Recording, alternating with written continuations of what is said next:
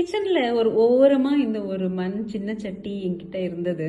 So இதை பார்க்கும்போது so இது ரொம்பவே வந்து ஒரு டல்லா ஒரு அன்டச்சா ரொம்ப அப்படியே ஒதுக்கி வச்ச மாதிரி இருந்தது.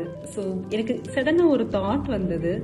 ஸோ அது என்ன தாட்னா, ஸோ நம்மளோட எமோஷன்ஸுமே நம்ம தாட்ஸுமே வந்து இந்த மாதிரி தானே நம்ம வந்து நம்ம பாடியில் வந்து நம்ம ஸ்டோர் பண்ணி ஒதுக்கி வச்சிருக்கோம்.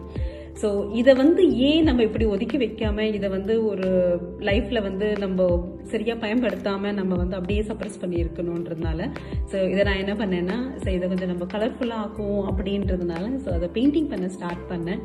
ஸோ ஜஸ்ட் ஒரு ஃபோக்கஸ்டாக ஒரு டிஃப்ரெண்ட்டாக ஒர்க் பண்ணலாமே அப்படின்னு சொல்லிட்டு ஸோ இது கொஞ்சம் ஸ்லோவாக அப்படியே கொஞ்சம் கலரிங் பண்ண பண்ண பண்ண ஸோ இந்த பாட்டுக்கே வந்து ஒரு நல்ல ஒரு கலர்ஃபுல்லாக ஒரு உயிர் கொடுத்த மாதிரியா இருந்தது.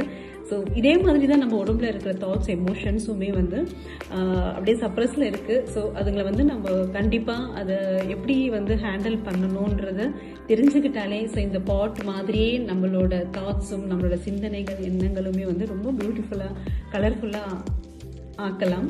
ஸோ இப்படி ஆக்கும்போது so this is how we care our self and we love our self.